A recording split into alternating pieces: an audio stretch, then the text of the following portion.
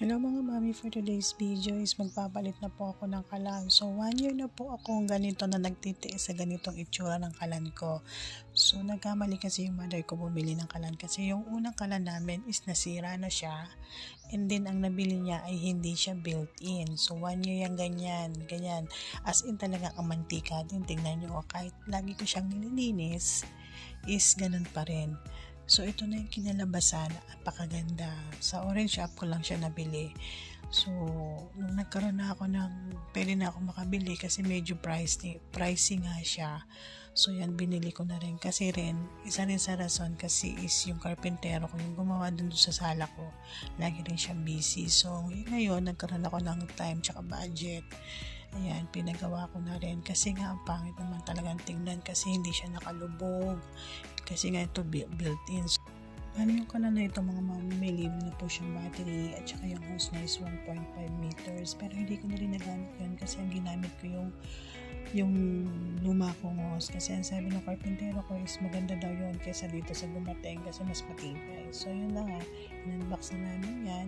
Chinek niya ako may mga, syempre online lang yan. Syempre titingnan natin kung merong mga kulang or may mga damage. So wala naman. So far, sa dami ng nabili ko sa orange app, wala pa naman akong kumbaga talaga may reklamo. Lahat naman okay. Actually, meron nga akong nabili. Nabinigyan ako ng gift na artificial plants. Ang taas niya, worth of 600 pesos yun.